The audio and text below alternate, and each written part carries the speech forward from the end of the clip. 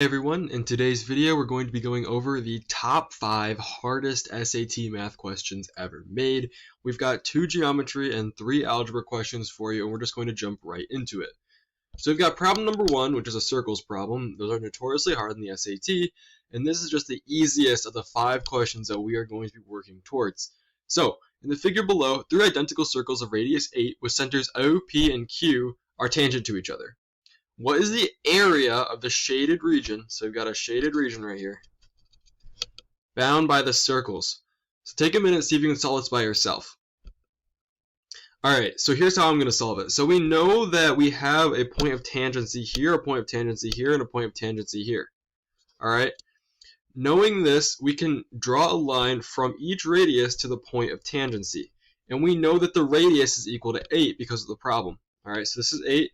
This is from here to here is 8. From here to here is 8. All right. From here to here is 8. This is 8. This is 8. And this is 8. And you'll notice we've created an equilateral triangle. And this triangle encompasses the entire shaded region. All right. But it adds some black space here. Okay. So the first thing we're going to do is we're going to try to find the area of this triangle. Now we can use the Pythagorean theorem, because we know that this side length here is a total of 16 and this one's 8. So we have a squared plus b squared is equal to c squared. Okay, let's call this side a. That means we have 64, which is 8 squared, plus b squared is equal to, so this is 16 squared, which is 256. 256, alright? That means that we have b squared is equal to, if I subtract 64 from both sides, 192. Alright, so if we wanted to find b is equal to the square root of 192. Now that we know that, right, we can just find the area of the triangle, because we know that this side is the square root of 192. Now the formula for the area of a triangle will be given to you on the SAT is 1/2 times base times height. Alright, so we know our height here is the square root of 192. Our base is technically 16, right, but we can just apply this dividing by 2 rule. So we can say our base is, or the total of this term is just going to be 8. So 8 times the square root of 192. Alright, so now we found the area of the triangle. Now that means we found the area of the shaded region, but we need to subtract all these black areas, right? So all these black areas here. Now we know that this is going to be 60 degrees, right? And why do we know this? Because we have 180 degrees in a triangle, right? And if this is an equilateral triangle, which we've seen here, all the sides at the same length, right? They're all 16. That means that they all have the same angle. So that means that we would have to divide this by 3 because there's 3 angles, which is going to be 60 degrees. All equilateral triangles have an angle measure. Each angle in an equilateral triangle is 60 degrees. Okay, let's move on. So since we have 60 degrees, right, and we have 360 degrees in an entire circle, that means that 60 over 360, right? That means we have 1/6 of our full circle represented here, right? So this portion here, this chunk of the circle, this is 1/6. And we know that the area of a circle, is equal to pi r squared. In this case, it would be pi times 8 squared, which is equal to 64 pi. So to find the area of this region, right, we can just multiply the 64 pi by 1/6. But the thing is, we have 3 of them, and we know that they're all the same because they're all the same portion, right? They're all the same angle, and these are all congruent circles, right? Because they all have the same radius, right? So that means we have 3 of these portions. So let's actually just multiply this by 3, right? So we multiply by 3, and we divide by 6 because this is 1/6, but there's 3 of them. All right, if that makes sense. So if we took all these, and then we'd have another one here and another one here, and that would just be half of a circle, right? So this would just be equal to 64 pi over 2, right? Because 3/6 is equal to 1 over 2. And then this is equal to 32 pi. We just divide out the 2 here, put it up there, right? So that means that we know that the area of all this black space is 32 pi. So if we subtract that from our original length, right? From our original triangle, right? We should have our answer. And we know that that original triangle was 8 times the square root of 192. So that means that our answer should be 8 square root of 192 minus 32 pi. But we're not finished yet because that's not one of our answer choices. All right. A problem like this is not going to be one of those open response questions because there's a way to simplify, and you may have to simplify a radical many times on your SAT test. So the way we're going to do this is we're going to try to pull square numbers out of this 192. So it is divisible by 16. So that means we can do 16, then the other factor would be 12, right? 192 is equal to 16 times 12. All right. We can split 12 and do square root 4 times square root 3. And therefore we get 8 times the square root of 16 times the square root of 4 times the square root of 3, which is equal to 8 times 4 times 2 times square root 3. We multiply these together. And what do we get? We get 8 times 8, which is 64 times square root 3. Therefore, we can move this up here. We're going to get 64 square root 3 minus 32 pi. That is option C. All right, and here is question number 2. We have a linear equations and reading comprehension question. All right, so we have the participants who are on a certain community service club come from all 4 grade levels in Smithville High School. There are equal numbers of sophomores and juniors. The number of seniors is 20, more than twice the number of sophomores and juniors combined, and there are 20 freshmen. If the number of sophomores, juniors, and seniors combined accounts for just 80% of the club's participants, how many seniors are there in the club? So firstly, in an SAT problem like this, they often give you information that's helpful in every single sentence. These are often some pretty long problems, but it's important to read them all the way through. For instance, the first sentence here tells us explicitly that there have to be non-zero levels of every single grade level. Equal numbers of sophomores and juniors. So we can just write this out right now as a math thing. So sophomores is equal to juniors. I'm not going to use variables. I'm not going to use traditional variables because seniors and sophomores might get confused when you're working quickly on an SAT exam. That's an easy mistake to make, and of course a catastrophic one, especially one like this where we have a student-produced response question. Okay, now the number of seniors is 20 more than twice the number of sophomores and juniors, and we know that sophomores is equal to juniors, right? So if we have seniors, so seniors is equal to 20 more than twice sophomores plus juniors. This is equal to, because sophomores equals juniors, this is equal to 20 plus 2 times sophomores. We know that there are 20 freshmen. That's explicitly given to us. If the number of all of these grades, these 3 grades here, sophomores, juniors, and seniors, combined accounts for 80% of the club's participants, how many seniors are there? Well, if this is 80%, right, if soph plus juniors plus seniors equals 80%, right, and there are 20 freshmen, that means the freshmen are 20%, which is equal to 20. Therefore, each person is 1%. All right, that makes it a lot simpler for us here. So we can just think of people as percentages, right? But that means that sophomores plus juniors plus seniors is equal to 80 total people, right? So that means that this 20 plus 2 plus sophomores plus juniors, right, and the seniors here, right, these two equations must total add up to, or when we find the number of seniors, right, when we find the number of seniors, we add the sophomores and the juniors. That's equal to 80, right? So sorry if this is a little bit unclear because it is definitely probably one of the most complicated problems algebraically, or a word problem that you can see on the SAT. All right. So we know that the sophomores and the juniors and the seniors is going to add up to 80. And we know that the number of seniors is equal to 20 plus 2 times the number of sophomores plus the number of juniors, right? What that means is that if these two things are kind of set equal here, right, this will be equal to 40. This will be equal to 40, right? So let's just set that equal to 40. Let's set this equal to 40. So 40 is equal to 20 plus 2 times the sophomores, right? That means we get 20 is equal to 2 soph, therefore 10 is equal to sophomores, right?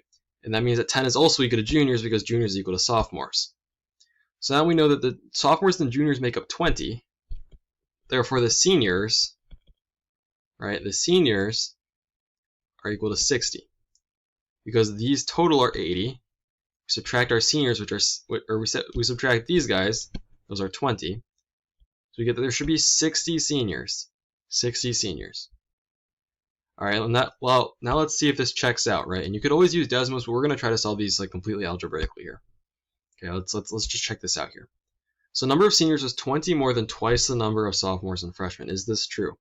Well, this number of sophomores and the number of freshmen, and the number of juniors. The number of sophomores and the number of juniors is going to add up to 20.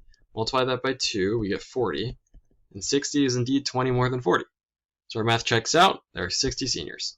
All right, we're back with the third question here. So this is an algebraic manipulation question. I would say this is probably a little bit easier for most people, but for some people, this is a type of question that could definitely pose a challenge. So for integers a and b, where a is greater than 0 and b is greater than or equal to 0, let the operation square be defined as a squared b is equal to a to the power of b over a, which the following could be the value of a squared b. So when we see a problem like this, the first thing to take a look at is definitely the answer choices, all right? So which of these could be true? So it's 1, 2, 2 and 3, or 1 and 3, all right? So 3 cannot just be true on its own, okay? Something else has to be true as well. But the first one we're going to take a look at is 2, because 2 we can eliminate this, and 1 we can eliminate 2 as well. We can eliminate 2 options as well. But if we do that, it's also going to be a little bit more complicated because this is obviously more complex than proving this one. Take a minute, see if you can solve this one. Alrighty, so we're going to take a look at number 2 first, as I said. So a squared b, right, question mark, is equal to ab over a. Can this be true? This is equal to 0.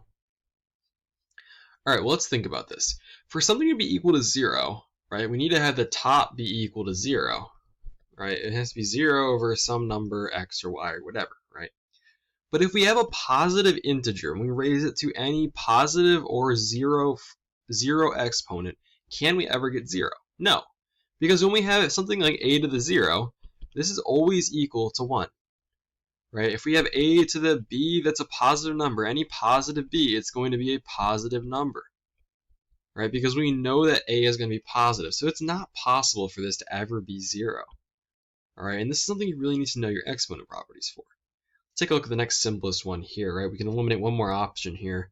If it's 1 and 3 are just 1, if this is an incorrect statement, can this ever be equal to 1? Well, as we mentioned here, if we have a to the 0 is equal to 1, right, and sorry, I kind of covered this up, but b can be greater than or equal to 0, right? If a to the 0 is equal to 1, if b equals 0 and a is 1, then we'd have 1 over 1 to the 0, which is equal to 1 over 1, which is equal to 1. So 3 can be true. All right, so 3 can be true. So right away we can think, okay, it's probably just D, right? It's probably just D right here. But let's just take a little deeper dive and see if we can prove 1 to be correct. So a to the b times a to the negative 1. Now again, what we're going to do is we're going to look at our exponent properties. Now when we have a to the x times a to the y, this is equal to a to the x plus y. In this case, we have a to the b times a to the negative 1, so this would be a to the b minus 1. Okay, now we can see here we have another exponent property. A to the b over a, right? What this is equal to, and we have a to the x over a to the y, this is equal to the a to the x minus y. And we know that a is equal to a to the 1, right? So that means that here, what we really have is very simple. It's a to the b minus 1. And these two things are the same thing. Therefore, we can prove that number 1 and number 3 are correct. Therefore, the answer is D. All right, we are on our second to last problem. Make sure to stick around for that last question. It is extremely difficult. In fact, there was a similar question on a past SAT for that question that actually had no correct answer choices, known to be the only SAT problem ever to be a completely invalid question. So it was so hard that even the College Board got it wrong. All right, let's move on to this question here. This is one of my favorite questions. So in the figure below, OPQR is a square, PS is the arc of a circle with center O. If the length of the arc PS is pi, the area of the shaded sector is what fraction of the area of OPQR? Take a second, see if you can solve this up. All right, so we know that the length of arc PS is pi. We know that this is pi. We also know that this is 30 degrees. All right, what is 30 degrees equal to? 30 degrees is equal to pi over 6 radians. Pi over 6 radians.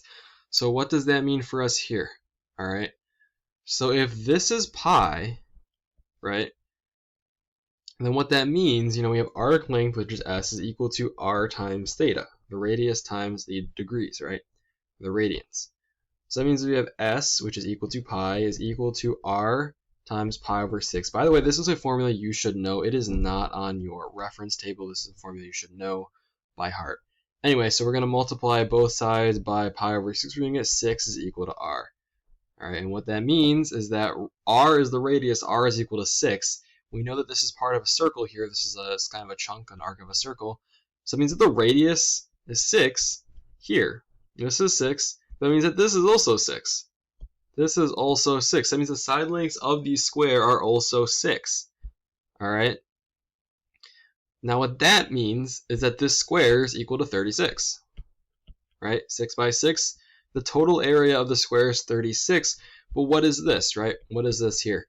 So we know that the area of a circle from a previous question in this video is equal to pi r squared, which means it is equal to 36 pi in this case because our radius is 6. All right, but we are only finding this fraction. All right, how much is 30 degrees of 360 total degrees? 30 degrees over 360 total degrees is 1, right? 1 over what? See if you can do this in your head real quick. It's going to be 1 over 12. So we can divide this by 12, right? Because we are finding only a portion of the area, only 1/12 of the area. It's equal to 3 pi. So that means our answer, what is a shaded region? All right, and I'm sorry for only using one color on this problem, is 3 pi over 36. What is 3 pi over 36 equal to? Well, it's going to be pi over 12, which is our answer, C. Again, that's one of my favorite problems in this entire video.